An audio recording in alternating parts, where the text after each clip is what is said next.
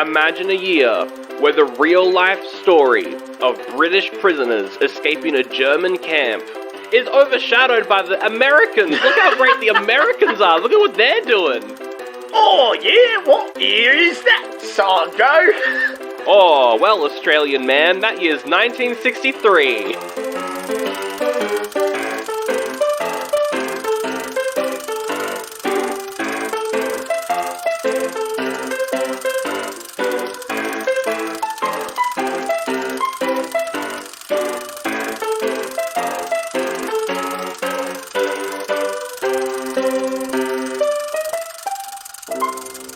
Hi, hello, hi, welcome to Oldie But a Goodie. Oh, you caught me deep undercover at the moment. I'm in Germany. I got a bit of intel that the orphan, who I've been looking for the last month, is here in Germany, in prison or has escaped prison or something, I'm not sure. But I'm dressed up as a German prison guard, and I'm trying to find this orphan, so, yes, I am German. I'm a German man. Cool. So I'm just gonna try and find a German officer, and I'm gonna try and get the information on where the orphan is. Yeah. Guten Tag, comrade. Hello there. Yeah. Hello. I am German. I love the beer. My name is German. How are you? That's very German of you, sir. Especially the English speaking. Very German. I am also German. I am a German guard. Have you seen one of the prisoners? Nah, I have not seen... I think you're looking for nine. Nine is the word. I have not seen one of the prisoners, Captain. I'm a German man, and I have not seen any prisoners, no. Right. Nine. No good. We need to find... Did you sound Scottish there? 9? Well, fair enough. We're looking for, the smallest prisoner. We've gathered all the other ones up, but that young orphan boy, he has escaped. My, it's the orphan that I'm looking for. Yeah, the orphan. I'm looking for the orphan as well. Have you heard where the orphan could be? Mate, are you English? Like, no. That's the worst German I've ever heard. No, I'm Australian, actually. Sorry to break it to you, Gov, but I'm actually Horace Greasley, famous escapee. I'm not actually a German guard. I knew your accent also was sounding a bit sus. It was pretty terrible. Why are you looking for the orphan? Well, I'm not actually looking for the orphan, but they are. Who's they? I'm just pretending to be a guard. The Germans, the generic baddies of every film. Because just to be clear, we're in 1963 and the World War is over, so it's just the generic German. They want the orphan. It's not Nazis, they're just Germans. Yeah, well, I didn't say Nazis, I said generic bad guys for the next 30 years of movies. No, we're not talking about the Russians, we're talking about the Germans. I mean, the Germans were bad guys as well. Anyway. So where have you heard that this orphan might be? I've been trying to find him for quite a while. Well, I was actually in the camp with the young fella. Oh my god, he was in a camp? Yeah. We were stuck in a camp, and we escaped by digging a tunnel out. But then I got claustrophobic, and I had to stay behind for like 5 minutes to drink a cup of tea, and then I left, and everyone was already gone. That sounds very specific. And then I found a guard sleeping, and I took his uniform, and I just walked out while everyone was panicking looking for things.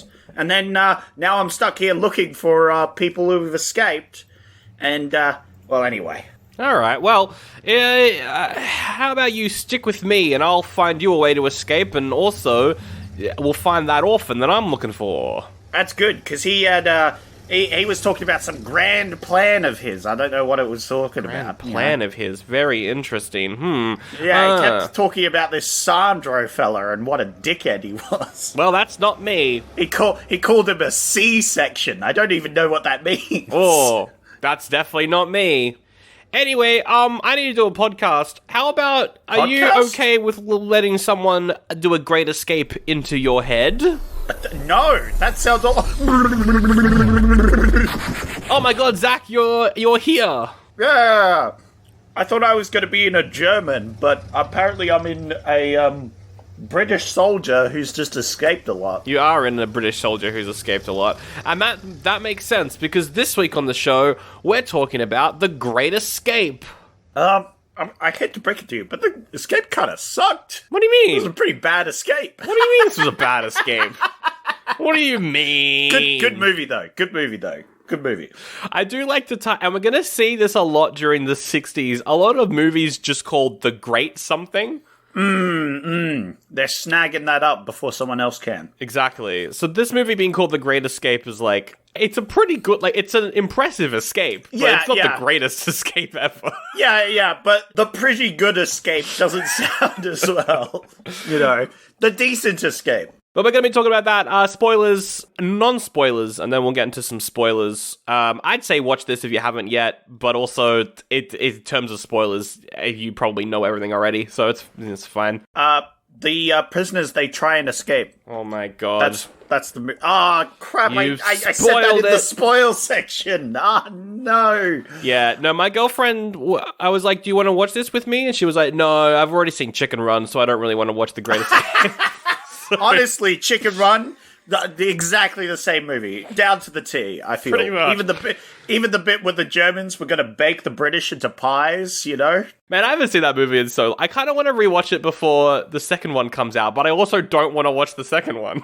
Well, if the second one does come out, I'm absolutely watching the first one beforehand, and then going to be like, wow, the second one's garbage, because that's what it will be.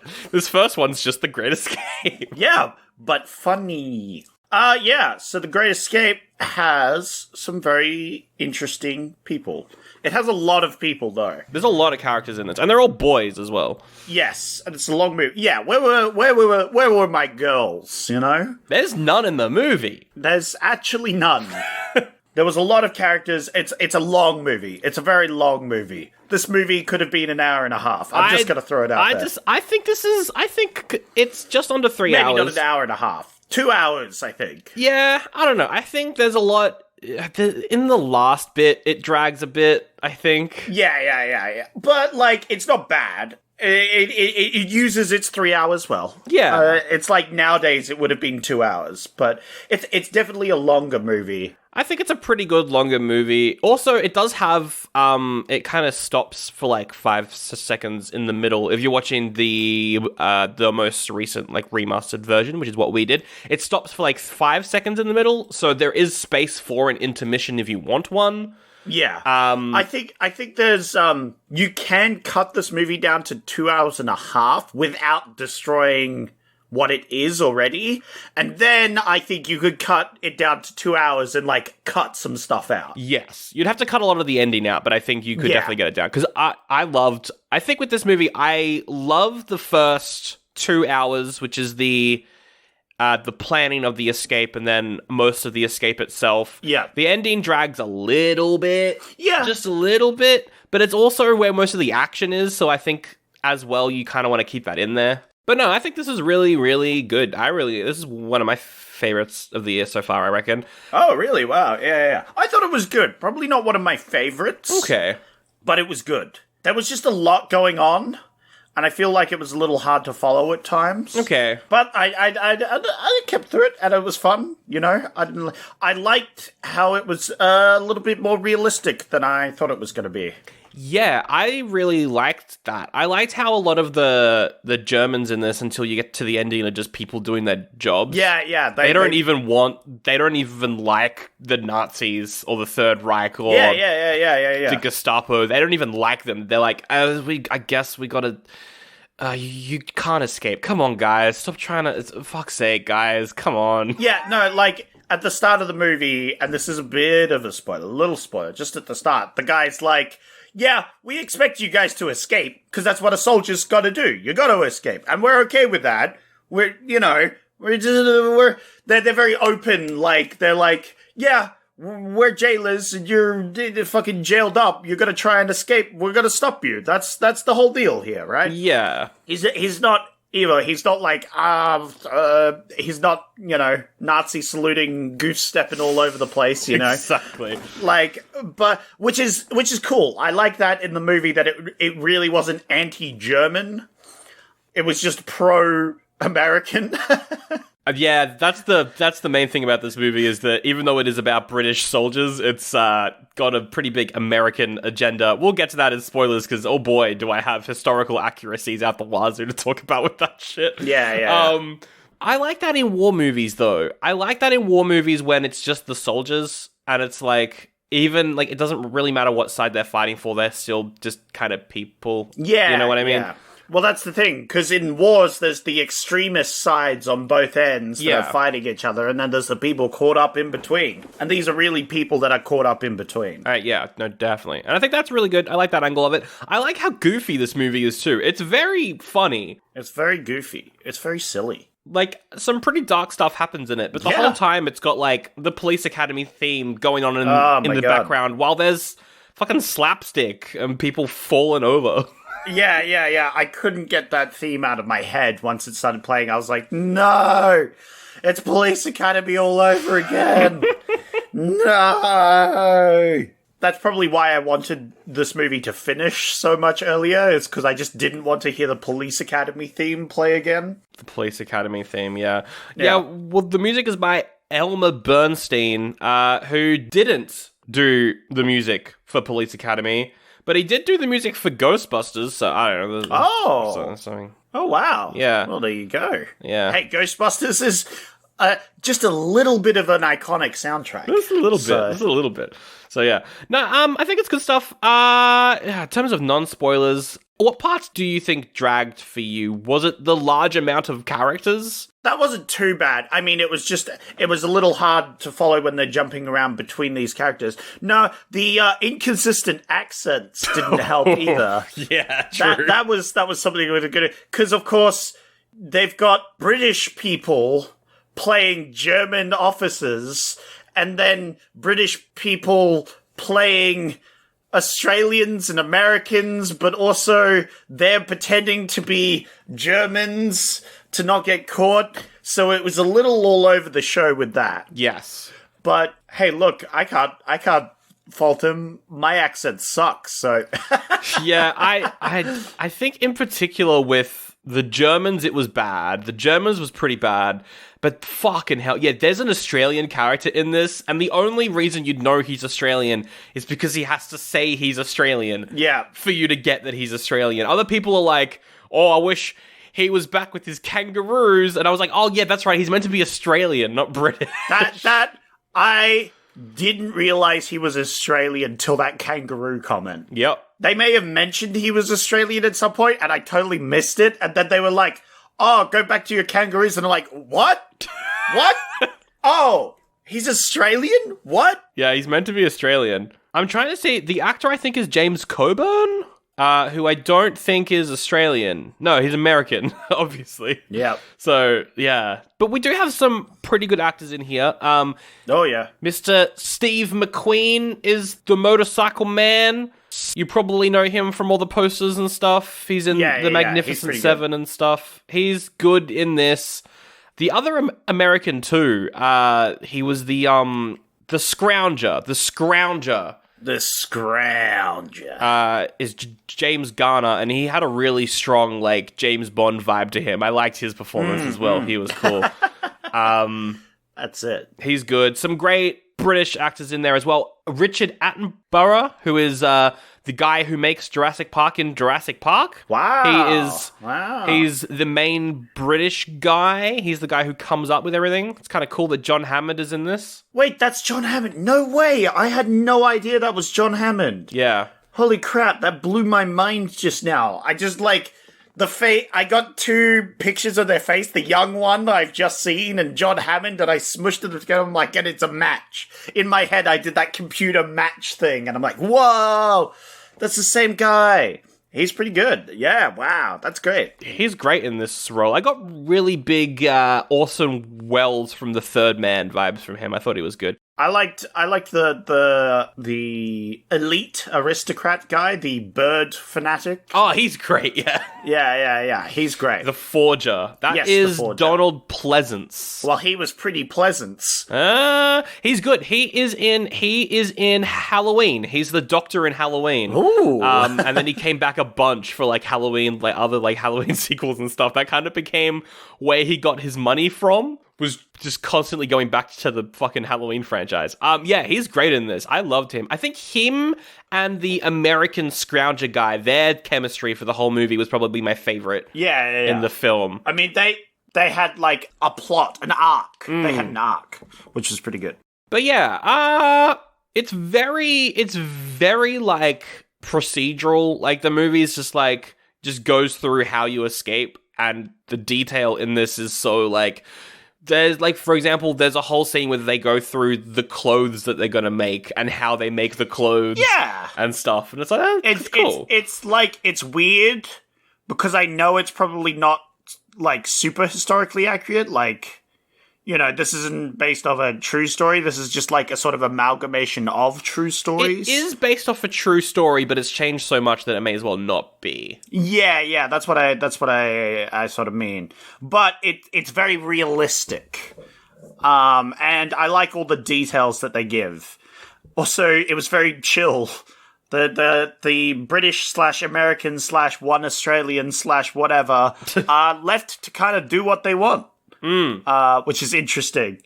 I don't know if that's particularly realistic, but maybe. I mean, prisoner of war camps, I don't know. I think the Germans had some pretty mean camps during World War II. I think that's what I was going to say. Historically, they had some pretty bad ones. That's what I was going to throw out. But we didn't see any active, like, oppression going on. True. It was all very cordial. Yeah. But yeah, it goes back to the whole thing of, like, they didn't want to put the Germans in a bad light. These ones that were just not Nazis, but just people. Yeah. So it goes back to that sort of thing where they're like, it's not necessarily that the Germans are the bad guys. They were just on different sides of the war, you know? These are soldiers. There are definitely bad Germans in this. Like, whenever we get, like, an SS guy or someone from the Gestapo, they're, like, evil person, you know? Yeah, exactly. But, they come in and they show you this person is different to everyone else. Yeah, exactly. Because they're bad. This movie is directed by John Sturges, who did a lot of American westerns around this time. So, Zach, does it surprise you when I drop the bombshell on you that the Americans had nothing really to do with this escape in real life? What? No way! That's crazy! And all of the American stuff is kind of just injected so that American people would enjoy the movie. Wow. There's a lot as well, so... there is a lot. That's, whew... that's a bit of a blow. Yeah. That's a bit of a blow, I'd say. We'll get to that in spoilers, but, like, the 4th of July is a big plot point in this movie. I'm just... It's a whole thing. That's very funny. It's so fun. And, like, in the context of the movie as well, there's 3 Americans. Yeah. There's 3. And they've got a whole 10-minute scene for the 4th of July. Hell yeah. USA! USA! It's so silly. But anyway, this is considered one of the greatest movies of all time and stuff. I think because, like, in terms of, like, action, it had, like, the motorcycle stunt in it, which was pretty cool. They've got good action, they've got good acting, good comedy, good story, good plot. Yeah. I think it's just a very good movie. I wouldn't call it the greatest movie. But I think it's a very good movie. Would you call it The Good Escape? Yeah, I would. I would call it, if I was to rename it, I would call it The Good Escape. The pretty decent escape. Would you say, out of all the prison break movies you've seen, where's this one roughly? I think this is second. I think I like Shawshank better than this one. Yeah, that's fair. But this is pretty good. And I can't think of, I might put The Rock above this as well. That's fair. But not because The Rock is a better movie, but because I enjoyed The Rock more. The Rock is fair. And we will definitely, if we do K-Drama next year, we're definitely going to do The Rock, I reckon. Yeah. We got to do The Rock at some point. I agree. I think Shawshank's better than this, but, like, that's because, like, Shawshank, I think, has better characters. Like, you really like the characters in that one. Yeah. I think it has slightly less characters. Yeah. And it focuses a bit more on the characters rather than the escape. Yeah. This movie's more about the escape and the fallout of that, right? Yes. And, like, the preparation beforehand. That's what it's about. Whereas Shawshank is about the characters. and then how the escape happens, right? And I think that prioritizing works better for me. I mean, it gives you a better reason to care when you like the people that are trying to escape. Well, that's it. And, like, I didn't know much about the people other than their, like, character archetypes, you know? Yeah. But yeah, so I'm gonna give this a goodie. I'll give it a pretty grady. Pretty goodie. Pretty goodie. I think I'm definitely going to give it a goodie as well. I think it's up there out of my favorites this year. I think it's fun. And if you haven't seen it, the hype's worth it. Yeah. It's a good escape film. If you like escape films, you'll like this film. You like this one. It's not too bad. If you like America, you'll like this film. Oh boy, yes indeed. If you like British people trying to do German accents, you'll like this film. Trying to do Australian accents too. Oh god. No, you won't like this film if you don't like. No, wait, no. He was American trying to do Australian. American trying to do Australian. Yeah, that's right. Yeah, so bad. What the fuck is that performance? Like, actually, though, just what the hell? Australian people coming in like, what the fuck is that accent, cunt? You fucking American bastards trying to take our fucking language and butchering it. We're Australian. We butcher our own language. Thank you very much. Chuck him in the Barbie. Chuck him in the Barbie. Just in it. Just put him in it. Howdy, it's me, Sally McSeller. Did you miss me? Well, I certainly hope so, because I'm back. And I got a brand new podcast from Patreon to talk to you about. Why, it's the return of Jason Voorhees in Friday the 13th Part 6. Sandro and Zach are back reviewing the series with the next entry. It's the comedy one, it's kind of funny, and you can get it now up on patreon.com/oldie-but-a-goodie-pod. Here's a clip. Talking about the sheriff, I just don't... Why the fuck is there a car chase in this movie? Like, what is this? It's not even just a car chase. It's a cheesy comedy car chase because she's trying to hide Tommy, so his face is just in her crotch the whole time. Yep. So it gives it that like weird 80s comedy vibe to it. Yeah. It's like an action. We're all of a sudden in an action comedy film, and she's like, "Stay down," and he's like, "Okay." Yeah. And it's like,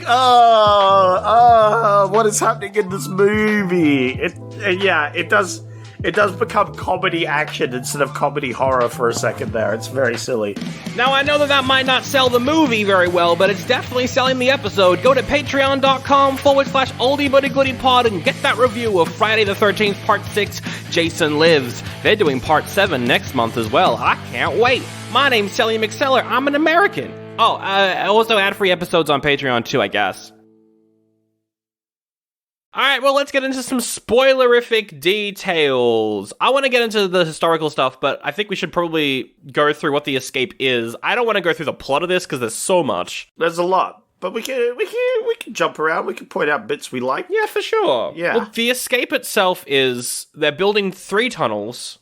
Yeah. Called Tom, Dick, and Harry, which is very funny. Yeah, Tom, Dick, and Harry. Everyone remembers that. Yeah. No one's going to forget that. Which is really good. And they're making 3 tunnels. The Germans find one of them, but they end up escaping through one. They find Tom, yeah, and then they put their energy into Harry. Dick never really gets a look in. Story of my life, am I right? But yeah. Then they escape. There's a bunch of characters.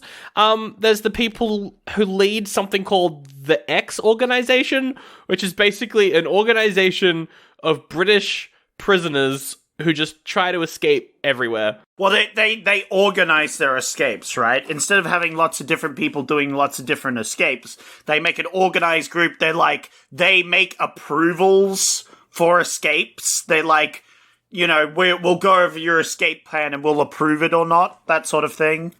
And then, there's some other bits like they ask one of the prisoners who's escaping to scout out the land and then come back. Yes. They literally escape and then come back to help them. Yeah, that is Steve McQueen, who plays Captain Hiltz. Everybody's favorite lover boy. You know what? He's the Captain America, I feel, of this film. He is the Captain America of this He film. would make a good Steve Rogers. I think Steve McQueen would be a really good Captain America back in the 60s. That's a great idea. If that came out then, Yeah. absolutely.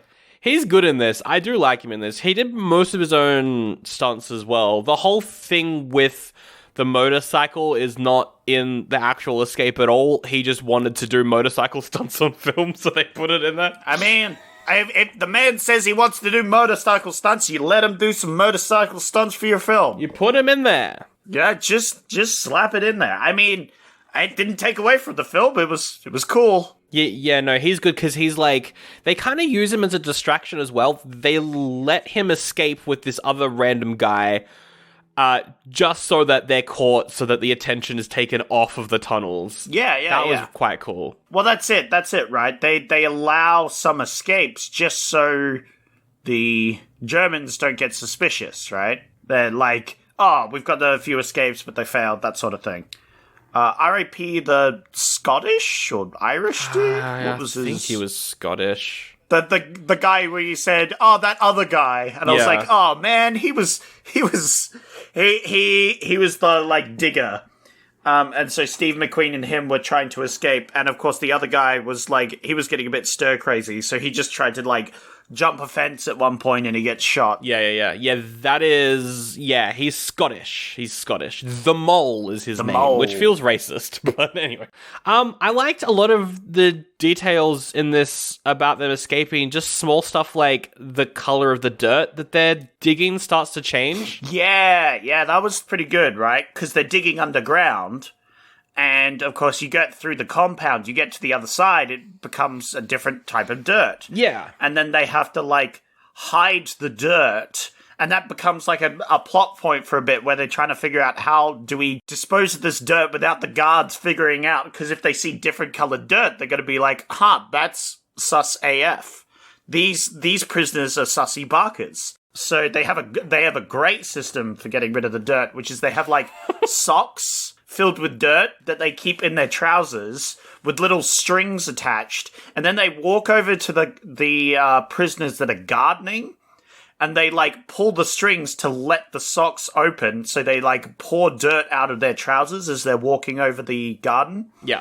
And the gardeners just rake it into the dirt. Yeah. And it sort of disperses it, and it's like, oh, that's big brain. That was really good. I liked that part of it. It was sus. I feel like they should have gotten more attention from the guards for that, but also the guards don't care in this movie either. Yeah. I don't know. Well, that's the thing. Again, these guards are very lax here. Very lax. I feel like nowadays you definitely couldn't get away with that sort of thing. But it is also very subtle, you know? If someone just walks over to them, it's a bit exaggerated for a film, but I think you could pull that off real life if you just, like, slowly let out the dirt and you were just like walking around, you know? Yeah. No one would really notice. I feel like that was pretty realistic. I like the clothing. The clothing was good. Yeah, they take dish towels and stuff and make shirts out of it. Yeah. They get like old cloth and they make coats and like they dye it using shoe polish and stuff. Yeah, that was really good. Yeah. I liked how they need a lot of timber, obviously, to make the tunnels. The tunnels, the support beams, yeah. And so it gets to a point where, like, the buildings are just falling apart because they've taken so much timber out of them. Yeah. It does that cliche of, like, they cover up the noise of them digging with people singing. Yeah. Which you would work, but they were singing Christmas carols, and I was like, this movie... And we know, because they celebrate 4th of July, this movie takes place in the middle of the year! Yeah, but remember, they're Germans, so they wouldn't know that they're Christmas carols. They would just know that they're singing. And Christmas carols are easy to sing because everyone remembers them. That's easier. true. That's a good point. So there was some things there. I liked it. Although I did like how they didn't sing for the first bit where he's like pickaxing the concrete. They had like a guy outside banging in a pole. Yeah. And so they timed it so every time he hit the pole, he hit the concrete. Like, there was some clever masking. I really liked their, like, communication system that they had set up, like, to warn people of guards coming. Where, like, one person would move a lid from one bin to another, which would alert another guy, which would alert another guy, and that other guy would bang twice on the door, and then they would all, like, quickly, like, cover everything up. The scene in the showers where they have the grate hole. Yeah, which, is that Harry? That must be Harry. Yeah. I think. Yeah. They're going through the grate at the bottom of the showers, right? But when a guard comes along, they, like, get out of the hole. They cover the hole with a bit of concrete that sort of perfectly fits. Yes. They then fill in the crack quickly with, like, dust. They, like, scoop the dust in. Then they pour water on top of it. Yep. So you literally can't see the bottom anymore. And then the guy's, like, showering, so the water's going in. Yeah. And it's like, boom, the hole's complete, like, the hole's underwater. There's literally nothing to see there anymore. Yeah, that was really good.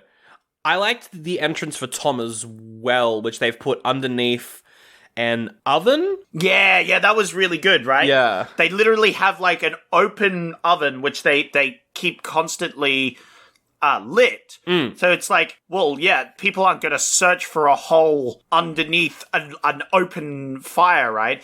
To get to their hole, they move the stovetop, which they still have lit. Yes. You know, they move it to the side, and it has, like, you know, it has an exhaust pipe to the ceiling. They use a can to, like, increase the distance that the thing can go, so they can move it aside whenever they want to, and then they use, like, a little hook and move some tiles to, like, lift it. That was the most hidden one. Unfortunately, obviously, later on, the ferret, he ferrets it out. Yes. I liked that, because he just accidentally spills a glass of something and notices that it goes down under the burner.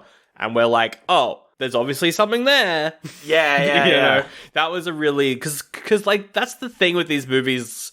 The cliche of how they discover it is always really silly. So I liked that in this one, it was like, they just accidentally found it. Oh, well. Absolutely. Yeah. It was very funny. There is that one part where they don't know what the German proof of identity looks like. So they need to steal a guard's wallet.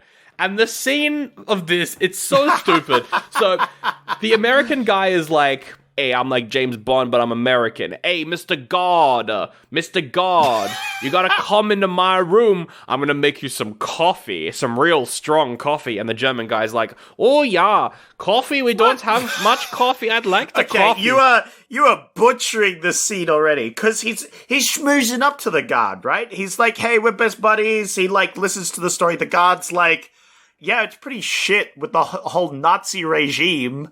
Like, I'm forced to do these things, and if I act out of line, I'll be fucking killed. Yeah. Like, life's pretty shit. And he's like, oh yeah, we've got coffee here, we got jam, we got butter, we got any of these things. And the guard's like, oh man, I don't get any of that stuff. And then he's like, well, I'm an American. I can make you some coffee. And my thinking is, yes, sure. This poor guard, you know, is quite oppressed as a guard. If he speaks out of line, he'll get murdered or something. But, like, American coffee is not worth abandoning your post for, because American coffee's terrible. And that was an American guy making the coffee, so it's going to be American coffee. It's going to be awful. It's not worth it, man. It's not worth it. Look, American coffee is the worst. I have to agree. But as someone who woke up this morning without milk in his fridge for his coffee, I can tell you a man will get desperate when he doesn't have his coffee. A man will do things he never wants to do. Right. Specifically today, I did something I swore I would never do again. What did you do? And it was brutal. I went to 7-Eleven to buy some milk. Oh, God. I know. I bought milk at 7-Eleven. It was $5 for the 2-liter. I can't look at myself in the mirror ever again, Sandra. That's pretty awful. And do you know why? It was all because of coffee. So maybe this movie's more realistic than you think. It's true. Alright, we gotta talk about the 4th of July. There's a part in the middle of the movie where the three Americans, they get heaps of potatoes and they make moonshine out of it. Yeah. For the 4th of July. I mean, that seems realistic. It seems realistic, but, like, just the drunk acting is so bad.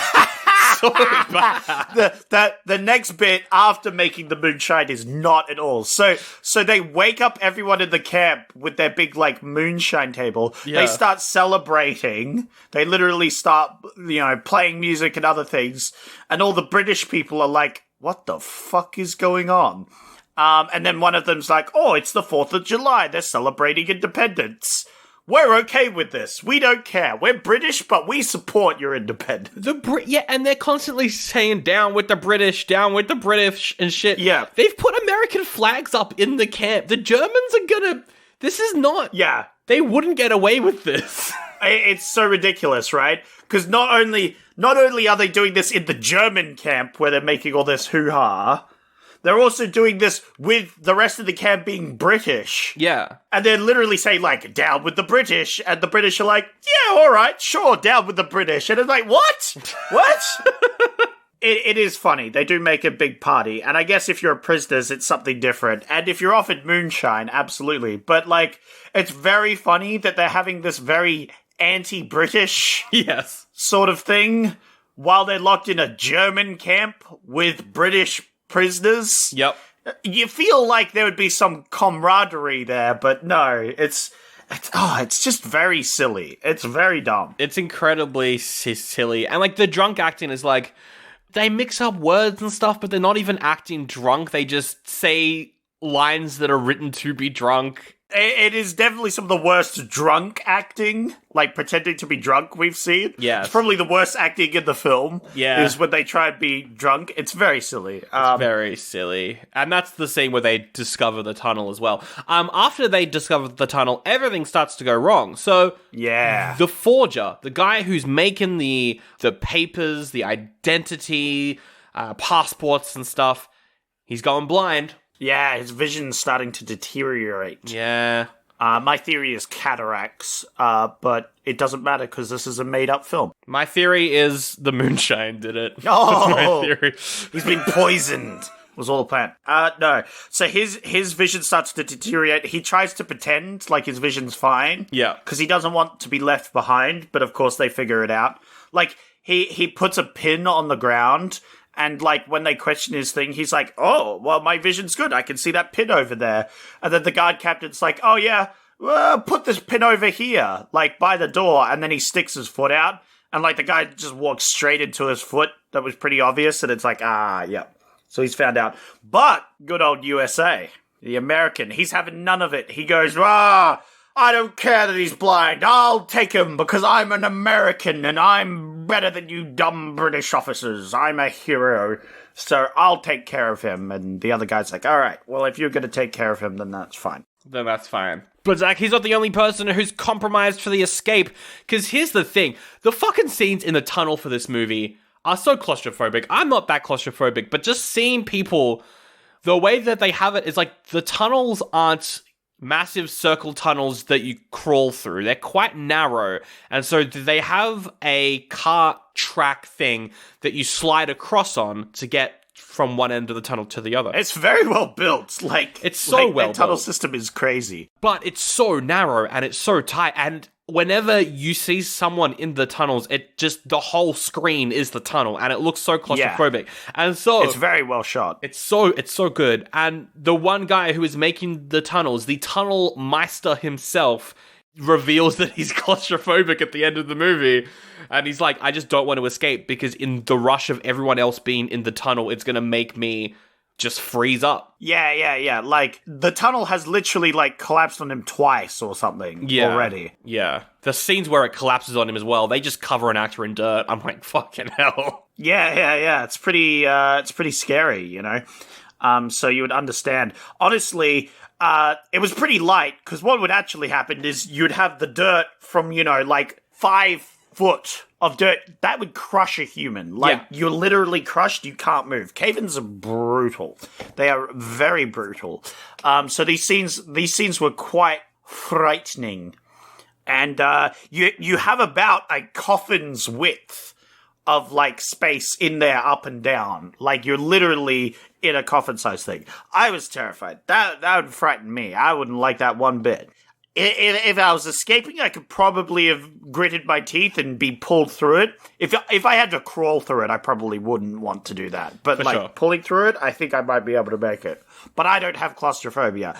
If I had claustrophobia, nah, that ain't it. That ain't me, Chief. I'll be a prisoner. Fuck it. Exactly. No, I agree. And because, yeah, like, he's about to escape, but then he has to go up back to the surface. As you said at the start of the episode, he has to have a cup of tea before he goes back down to escape. Yeah. I mean, most realistic part of the film, I feel. That's the British's power source, you know? And we're not getting to the ending just yet, but he, along with the Australian and the other random friend that the tunnel maker has, they're the only people who actually manage to escape. There's the like, bird scene where they're all in like the mess hall, and the forger is like, he does some sweet bird calls. He does. Pretty rad bird calls, and then like starts teaching you about the birds. And as soon as the guard gets bored and goes outside, they like pull open the table and like pull out all these forged documents and start talking about them. They have a lot of time by themselves without being watched by German guards, and in those times they make massive plans and other things. And I'm just like, if they just had a German guard in here, everything would be fine, you know? Yeah. It's on the Germans, I feel. But also the whole point of, and like the guy who is running the prison as well, Mr. Von Luger, who's pretty cool, and he's probably murdered at the end by the Nazis. He's taken away and murdered by the Nazis at the end of the movie. 100% he is. Like, the movie doesn't say that, but it heavily implies that this guy is just murdered because people escaped on his watch. Yeah. Oh, absolutely. And we do see some brutal murdering. Because when we finally escape, we finally get out, things start to go haywire. So first off, the escape just doesn't go to plan. No, the tunnel is too short. The tunnel's too short, so they have to what they do is they get some rope to guide people to the forest. There is a lucky air raid, though.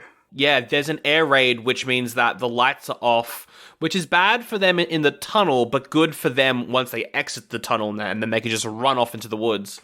Yeah, but there's the like claustrophobic guy who's panicking.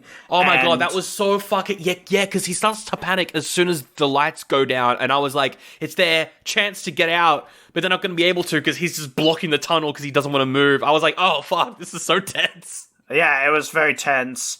And then, like, one of the guards comes out to have a look because he, like, spots something. Yep. And he doesn't spot anything, but one of the guys in the tunnel gets too impatient and he gets out without being signaled, and that fucks them over. Yep. Because then they're discovered in this tunnel. Yeah, I think it's like 76 people escaped, which is a massive amount. Like, that is why this is the Great Escape, because that did happen in real life, and, like, that's a huge amount of people to escape. Oh, absolutely, absolutely.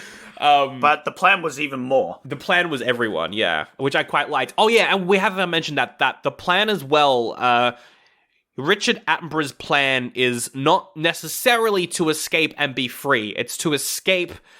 It's just to let everyone escape, all of the people that the Germans want to keep in the special camp so that they don't escape, because they're disruptors. They're disruptors, because if they escape, then the Gestapo, the SS, all of the Nazis' attention is going to be taken away from the front lines and put into finding these prisoners. Yes. So their plan isn't necessarily to escape and get away with it. It's to escape and cause problems. Exactly. Be a distraction. Which they do, so... Yeah, oh, absolutely. But also, like, it's also... They will escape and try to escape, obviously, you know. And because there's so many people, a lot of them will just get away just because there's so many people, right? Safety in numbers sort of thing. But yeah, the tunnel's discovered, so those who are out, those who aren't, unfortunately aren't. Yes, and we see some of the escapees, the many ways they escape. Some use the train, some use a boat, a couple of guys use a plane, one uses a bike. It's everyone's going everywhere. It's crazy. The train scenes were particularly good. I liked the train scenes. So the train scenes are the two main leaders of the X organization, which is Richard Attenborough and some random British guy who's cool. I liked him a lot. He was a good character. And yeah, they have to sit in front of people from the SS as well, which is kind of cool. Yeah, they literally, the only free seats are in front of some SS guys, and they just, like, ask them to move their legs so they could sit down in front of him. Very funny. Very tense for the prisoners. They played it very cool, though. Yes. So they were good. I liked that. I liked that a lot. They keep getting stopped as well, and their papers are constantly being checked by everyone. There's a scene where someone recognizes Richard Attenborough, and so one of the other escapees basically kills himself to let him escape. Yeah. Which was absolutely not historically accurate at all, but that was a cool scene. Yeah. But the way that they're caught is kind of dumb. I don't know. It was very movie of the movie, the way that they're caught. Yeah. So previously in the movie, they're all learning German, right? Because they need to pretend to be German or French or whatever. Like, they need to do whatever they can to escape.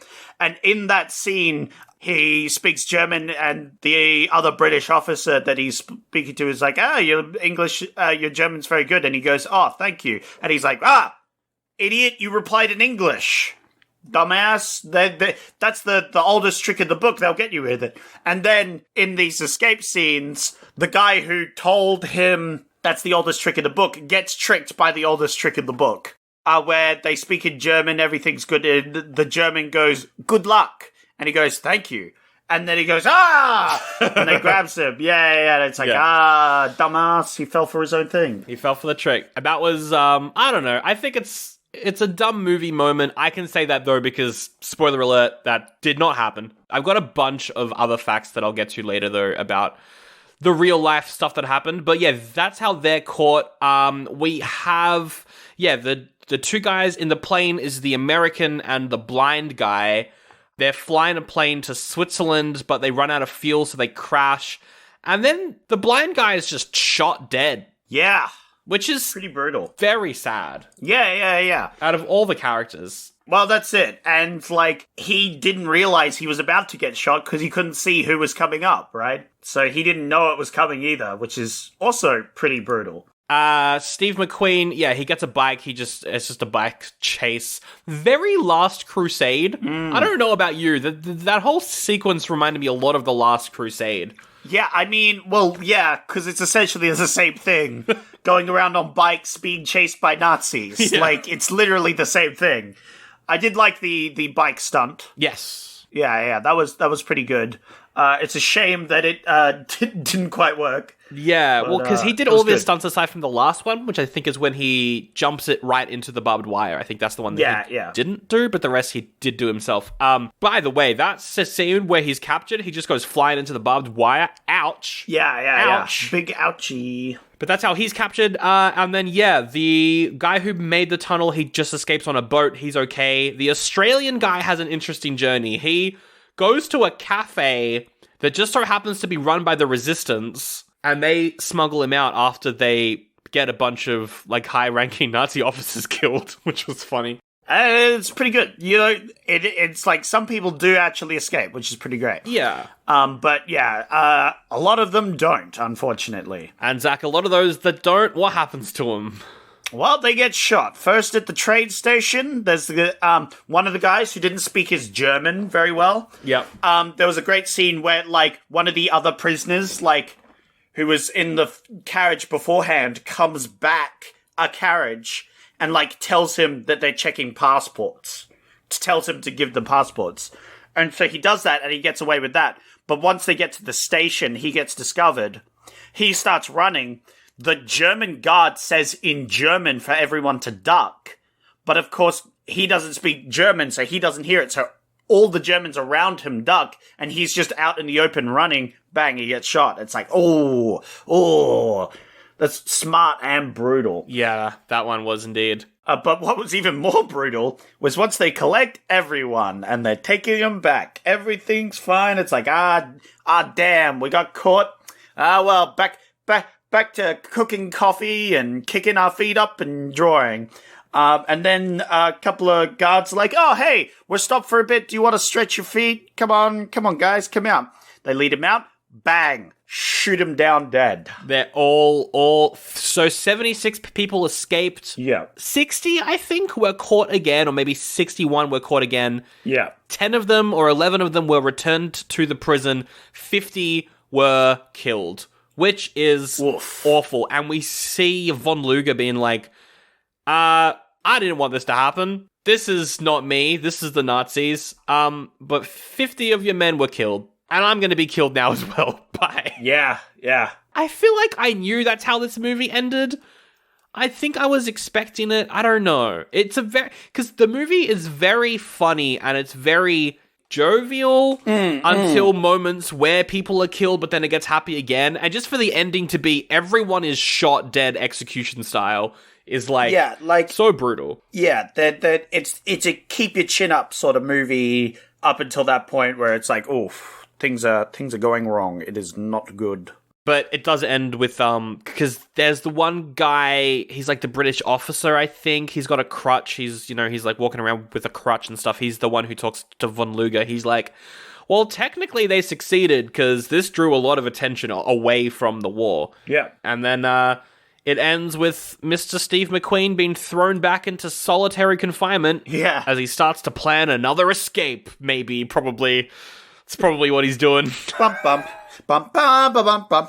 Bum, bum, bum, bum, bum. Yeah, that Police Academy music. Good lord. It's so good, isn't it? But that is the general plot of The Great Escape. There's a bunch of other moments in there as well. But Zach, I do want to talk about, the historical accuracy of this. So it's based off a book called The Great Escape, which is actually written by an Australian guy. It's kind of funny. Oh, yeah? And that is all about the actual escape from the prison that did happen in the 40s. Wow. So they turned that into a movie, and then, straight off the bat, the biggest change from real life to the movie is the Americans did not have that big a hand in the escape. Oh, really? Is that so? I wouldn't have guessed, seeing as they were pretty prevalent throughout this whole movie. Yeah. The Americans, apparently, they did help to dig the tunnels. They did help with some of the early plans, but a lot of them were moved away from the camp before the escape even happened. The Americans just weren't there during the actual escape. In fact, Zach, the people who did help the tunnel was the Canadians. What? And there isn't a single Canadian character in the whole bloody movie. Chasing Horsen. That's a disgrace. I cannot believe this got America washed, and we lost out on the Canadians. Indeed. Well, where's my Canadians? Where's some? They just cut it out. They cut it out and they replaced them with Americans who weren't even there. But Zach, I do have a fun fact about the American. Steve McQueen's character, the motorcycle stuff, completely false. But I do love the fun fact that he played the character, but he also played most of the soldiers chasing him because he was the one who could do motorcycle stuff. Oh, that's funny. So he was not only the chased, but the chaser. It was the chaser as well. Historical inaccuracies. There's the scene where the British guy is like, it's every soldier's sworn duty to try and escape. That's not a thing. Nope, you don't need to. That's not a thing at all. Yep, very good. The locations for Tom, Dick, and Harry are changed for the movie, but you kind of expect that. Yeah, that's all right. The fact that Germans actually helped them escape, also completely taken away from the movie. A lot of German soldiers and guards, who were very anti-Nazis, they helped them. They gave them items. Oh, wow. They helped do that sort of stuff. That would have been an interesting plot point, actually. They were like pretty nice to the German, they didn't paint the Germans as bad guys. Yeah. But they didn't have that in the film. I was expecting the ferret, when he was all schmoozing up to him, I was expecting him to actually try and help them, but he didn't. So it's interesting that in real life there were Germans that actually helped them escape, which would have been good. I would have liked at least the ferret to be that character that actually helps them. The one who helps them. But he's the one who discovers the tunnel, so... Yeah, he discovered it's literally the opposite. And I'm like, okay. I was expecting him to try and help them. Oh, well. In the movie, the escape takes place during perfect weather conditions. In real life, it was freezing. There was snow everywhere. It was not at all a perfect situation. Better for filming, though, if it's nice weather. Definitely. I will say, though, a lot of the scenes outside looked like they were filmed in the same place as The Sound of Music. Yeah. It was very, like, idyllic German weather. The hills are alive with the sound of escaping British soldiers and American soldiers and Nazis chasing after people. In the movie, the prisoners are gunned down with a machine gun. In real life, they were shot individually. Yep. So one by one with pistols. I don't know if that really matters for historical I accuracy. don't think so either. Yeah, I think they're dead either way. In the movie, the three people who escaped, there's the British guy, there's the Polish guy, and the Australian. In real life, it was 2 Norwegians and a Dutch man who escaped. Very good. And that's pretty much everything. The entire ending with the good luck, and then he responds in English, that is completely fictional, because in real life, I think they did speak fluent French and German. I think there's something there. I need to do more research into that, but that scene is completely fictional as well. Yeah, that scene's just for the movie. Yeah. But, the people who did escape like this movie. Oh, there you go. I think on one of the anniversaries of the escape, they went to the prison and screened the movie with the people who escaped or something. That's wild. Wait, whoa. That's wild. You go back to the place you escaped from and watch the movie, which is about the escape of the building you're in with the people that's wild. That's so crazy. Yeah. Imagine being there with the people and being like, oh, so, where's the tunnel? Is it over here? Like, what? That's wild to me. That's crazy. And from what they said, the first half, in terms of how the camp was, that was pretty spot on. Oh, so, really? They were just left to do whatever they wanted. Yeah, they were pretty chill. Yeah, I had a feeling that it was like that, and yeah, there you go. But it seems really lax, but I guess it was. It was just really lax. Oh, yeah, and the guy who climbs the fence, probably not the 1st of July stuff, that was made up, but the guy who climbs the fence in that scene, that was real. That guy did actually do that and get killed like that, and then they did get more people to help with the tunnels because of it, which is cool. So that is The Great Escape. It's a good movie, watch it. It's a good movie, watch it. Yeah. Look, if the people who actually in real life escaped and, did this stuff enjoyed this film, I mean, you can't fault it then, right? The people who were literally there are like, yeah, this movie's pretty good. Maybe a bit exaggerated, a bit fanciful, but, I like it. It's like, well, okay, well, if they like it, I like it. There you go. Hello, friends. My name is Patrick Little, host of A Little History Podcast. If you like to learn about history, a little differently, then A Little History Podcast has you sorted. Nothing is off limits as we tackle some of the well-known and not so well-known stories from various mythologies and folklore from around the world. We've got a house on chicken legs, a bloke with 100 eyes, a talking frog, plenty of shit kings, and gods and goddesses doing what gods and goddesses do. All this and more is waiting for you just a click away. Sometimes I'll have a guest coming in cold, and sometimes it's just you and me. So drink 'em if you got 'em, and join us for a bit of shit talking and a lot of fun. My name is Patrick Little, and this is A Little History Podcast. It's our history, but like you've never heard it before. Alright, well, that is that. Zach, we got to come up with a remake, but before we do that, would you believe me if I said there's a sequel to this movie? There's a sequel. Okay. It's a TV movie called The Great Escape 2, The Untold Story. I have a feeling this untold story is just made up bullshit. The main character is Christopher Reeve, which is okay, kind of cool, and Donald Pleasance, who is the blind guy, returns to play a Nazi? What? Kind of weird. But that is kind of weird. I'll just read you the description, because I don't really know what this is. So, okay. A former prisoner of war leads a special task force to hunt down the culprits responsible for carrying out the orders to murder 50 of the escapees from the prison. Right, so it's just getting revenge. Yeah, it's just getting revenge on the people. Okay. Well, first off, it's bad advertising to call it The Great Escape. too then, right? Yes. Because they're not really escaping, they're just getting revenge. Second off, is this made up? Because it sounds fictional. It sounds entirely fictional and dumb. It is completely fictional, yes. Although it does use real names, whereas the first one, the original one, makes fake names. There's no one that's actually called what their actual name was. That is so weird. They use so in the fictional movie they use the real name. Like, wow, that is weird. I don't even. It looks bad.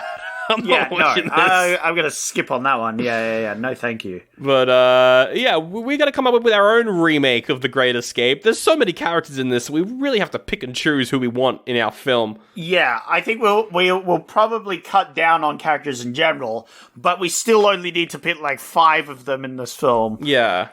So obviously you've got the main guy, the motorbike guy. Captain Hiltz is his name. Captain Escapee, yeah. Captain Hiltz. I think Captain we should America. probably have. Oh, wait, I'm gonna throw this out now before you even name anyone else. Captain America could be played by our modern Captain America. Oh, Chris Evans as Chris Evans, yeah. That's a good. I like that. I mean, it works, right? It works. He knows how to ride a motorbike. Yeah. I was gonna say Chris Pine could potentially do it as well, but I like Chris Evans. Yeah, Chris Pine is, yeah. He can be the, like, handsome American that's been inserted into this. I think that's fun. I think we should probably put in a Bartlett, who is Mr. Big X, the leader. Oh, yeah. Not sure who should play him, but we'll come up with that later. Sean Bean. Sean Bean as Bartlett? Yeah. Ooh, I like that. Yeah? Because he dies. Yeah. He could be that real, like, stoic, like, he's a captain and he's gonna get these men out. He's too old to be a soldier, though. Yeah, well, we could just say he's like he could be a sergeant, he could be a commander, that sort of thing, captured. That works. That's the great thing. It doesn't actually matter what age they are at the moment, That's true. Sean Bean's good. I think we should have, Sedgwick, who's the Australian, and maybe Blythe, who's the forger who goes blind. I really like his character. Simon Pegg was my character for the forger. Oh, that is perfect. Yeah. Because you could just imagine him acting out him going blind. Yeah. You could see that so easy. Simon Pegg pretending to be blind, but then trying to pretend to not be blind. Like him pretending not to be blind as a not blind actor, pretending to be blind, pretending not to be blind. Yep. That's up Simon Pegg's alley. Yeah. I think that's really good. For the Australian, we got to get an Australian. I want him to have a bigger part in this. I feel like the Australian could maybe also be the Scrounger. We kind of give him the role of the other American as well. Absolutely. When you say Australian actor, the first thought is Hugh Jackman. Too old. Followed up by Chris Hemsworth. Too buff. Following that, I'm running out of Australian actors. Hugo Weaving. Oh, he's good. I keep forgetting that Hugo Weaving is an Australian. Like, that blows my mind every time I think about that. That's good. We could do Joel Edgerton. He's a good Australian. Yeah. Simon Baker. Tom Hopper. Oh, wait. No, we're going back to English once again. Could get Ben Mendelsohn in. He's too old. Yeah. Who did you mention?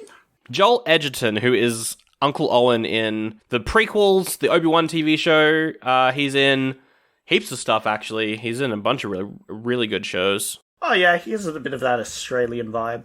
I'm down. Yeah. He is a little old, but, like, older actors that we keep naming are old, and, like, he can do it. 50 sounds about right. And for Von Luger, I mean, she's not German, but Tilda Swinton could be a pretty good prison captain. Yeah.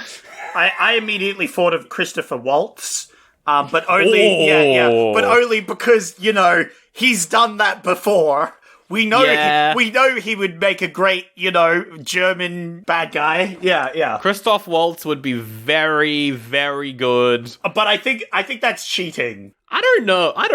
I mean, I feel like if someone was to remake The Great Escape, though, they would go for the obvious picks because it's such a well-known movie. All right. Yeah, I mean, we are making a fictional remake here. We might as well put the best one in. Okay, we need someone to direct this. Can't go for Soderbergh, who did the Oceans movies, because we've already done that for the last Prison Escape movie that we did. I put him in as the director. Could get Zack Snyder to direct this. I do like Zacky Boy. My thoughts. Yes. Is James Bobbin. James Bobbin. Who directed Muppets Most Wanted. Funny joke. James Bobbin, best known for directing The Muppets, Muppets Most Wanted, and Alice Through the Looking Glass. Oh my god, he did the Dora the Explorer live-action movie as well. Hell yeah. Or Tim Farrington, who did Kung Fu Panda and, more importantly, Chicken Run. Oh, the director of Chicken. That's stop. He's an animation director, Zach. He directed episodes of Pingu. Fuck yeah.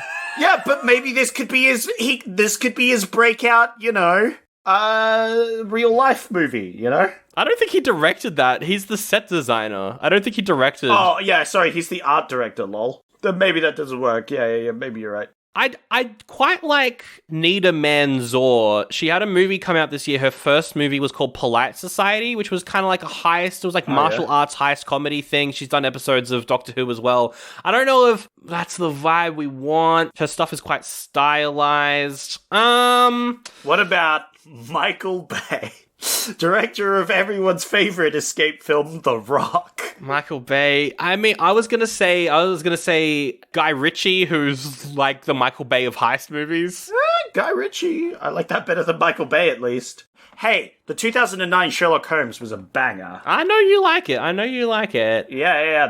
I would say that's the best version of Sherlock Holmes we've got. I like GuyRitchie. I'm gonna go with Guy Ritchie. You want to go with Guy Ritchie? I want to go with Guy Ritchie. He has the vibe, I think, He got the serious, but, also not serious balance pretty well. Yeah, I like I like some of his movies. But that means that we've got to put, if it's Guy Ritchie, he hasn't made a movie without Jason Statham. He just doesn't make movies without Jason Statham. He just doesn't.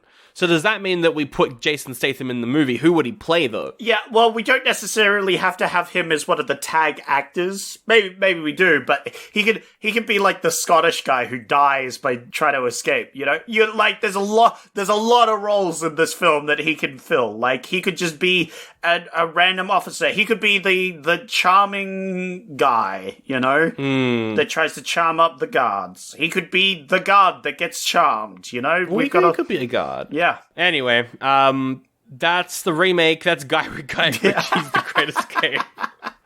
I'd like to call it The Greatest Escape. The Greatest Escape. Yeah. The Great Escape done better. Yeah. With even more American propaganda. Let's go. Well, that's the entire episode. Thanks so much for listening to Holly Buddy Goody Fun Times. It's been fun times all round, I reckon. If you like the show, first of all, thank you. Yeah, that makes one of us. I mean, yeah, indeed. I hate doing this show. So yeah. If someone enjoys it, that's great. I'm only here for the money. Patreon.com/oldiebutygoodiepod is where you can help support the show. You can get ad-free episodes of the main show for only $1 a month. But if you want to chuck in a few extra dollary dues, we've got some bonus episodes up right now. Our bonus episode on Friday the 13th, number 6, Jason Lives. Oh, he does live. He does live. But let's just say he might be one of the few. Because he kills people. He does indeed. So that is up there right now. And coming out next week is Doctor Who and the Daleks, the movie from 1965. Woo! It's a movie that they made. Hell yeah, I'm so excited. I've actually been, nerd moment, I've been eyeing up those Doctor Who Magic the Gathering decks, and they're so good. They're so good. You can tell fucking nerds designed these fucking things. Like, people who, enjoy and watch the show because some of the stuff in there is great. I've seen a couple. You show me a couple. They look good. I'm personally excited for, in like 3 weeks, David Tennant's back as the Doctor. We get 3 episodes with him. What? I'm excited for that. So it's Doctor Who all around, and we're celebrating on Patreon with just the worst thing that they made in the 60s. Woo! It's just really bad. But Zach, before we do that, you've got to pick next week's movie from 1964. And when I say you've got options, you do indeed have options. Ooh, we have Goldfinger. Goldfinger! Iconic for painting a lady and making her skin suffocate and having all those problems. We've already done James Bond. Do you want to do another one? No. We've already done James Bond. And I already spoiled that I'm picking the comedy one later in the year. It's true. We've got that. A Fistful of Dollars. Oh, the very first. Yeah. In that trilogy of movies. Look at that squinty gunslinger. Clint Eastwood. He is a Clinty Eastwood. It's Fistful of Dollars. I can't remember what the second one's called, but then the last one is The Good, the Bad, and the Ugly, which I've always wanted to watch and never have. Yeah, The Good, the Bad, and the Ugly would be good. We haven't done a Western yet. I feel like we should do a Western at some point. We definitely need to do a Western at some point. But when's The Good, the Bad, and the Ugly? That's 60-something. 60-something, yeah. So maybe we'll check out that one when it comes up. Because I feel like we should save our cowboy virginities for that one. For the one with the brown face in it. We should save it for the one that's great, aside from the racism. Yep, well, that describes a lot of movies from back then, hey? It's true. Well, we haven't done a Western, but we also haven't done an Elvis movie. What about Viva Las Vegas? Viva Las Vegas. He's gotta win the Grand Prix or something, get money for a car. Elvis drives cars. Viva Las Vegas. Pass. This looks awful. Don't pick it, please. Look, I've seen some Elvis movies. There are a lot of them, unfortunately. And it was okay at best. And I'm like, I have zero nostalgia for this guy. I don't care. His music was fine, but he is a pop star of the past, and look, he could stay there. All right, well, instead of pop stars, how about pop bands? Ooh. Hard Day's Night. The Beatles made a movie. Hard Day's Night. I don't want to watch it, actually. I don't want you to pick that. Yeah, can you stop bringing up, like, musician movies? Like, all right, pick Mary Poppins, then. It's the obvious one. Mary Poppins. A spoonful of sugar helps the Mary Poppins done down. Exactly. Oh, my God, I love Mary Poppins. But you know what, Sandro? What? I've seen Mary Poppins.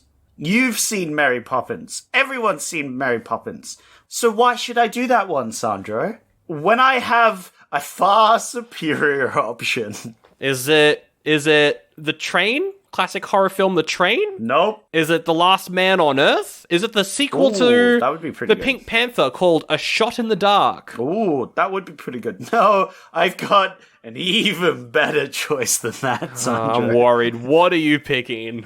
I would like to pick Santa Claus Conquers the Martians. And I think by that title alone, you can see why I want to pick that one. I think, was it during our first year on the podcast, we were looking up worst movies ever made. Yeah. And we saw Santa Claus Conquers the Martians and went, at some point we will do this. Yes. And Sandro, now is the time. We're finally here. I've waited 44 episodes to get here, you know? I am ready for Santa Claus Conquers the Martians. Oh, fuck me. The only real movie that I wanted to do. All those other movies, garbage, trash, actually garbage. This is the movie I want to do. Oh, man. I think in the Guardians of the Galaxy Christmas special last year, there was a scene where Kevin Bacon was watching Santa Claus Conquers Oh, really? Oh, that's great. That's great. So it's come back into the public eye. Very good. Well, we should God. bring it into the limelight, as it were. We should pop a spotlight on this bad boy so that everyone can get the references. All right, next week, Santa Claus Conquers the Martians. Woo! All right, I've got to beam back. You gotta, I don't know what you're doing here. And oh, what's that? Is that a siren? Is that an air raid I hear? Oh, that is an air raid. Oh, no. Oh, my God. Quick. We gotta get out of here. Oh, God, I dropped a plate. Oh, you dropped a plate. Oh, no. That startled me too. We gotta go hide. We gotta go hide under this bunker. We're hiding in a bunker. All right, I'll leave you to it, Sandro. Good luck. Bye. Hope you get out of here. All right. Oh, Mr. British man. Oh, I need your help. We gotta get out of here. Oh, we're doing an air raid. We gotta escape quick. While they're distracted with the air raid, they'll turn off all the lights. We can escape. We can go find that orphan. That's right. We can escape Germany because they'll turn all the lights off and we can go to Switzerland. Sure, yeah, let's do it. Quick, let's go. Let's go. Oh, I stepped on another plate. Oh, you crashed the plate. Oh, no. Why is there so many plates everywhere? That doesn't make any sense. Well, oh, man, I dropped a plate too. Wait, that plate dropped right next to a newspaper. Let me pick up this newspaper. Orphan spotted crossing the border to Switzerland. Bum, bum, bum. We know where the orphan is. I'm gonna go get him. This episode will continue next time on Oldie But a Goodie.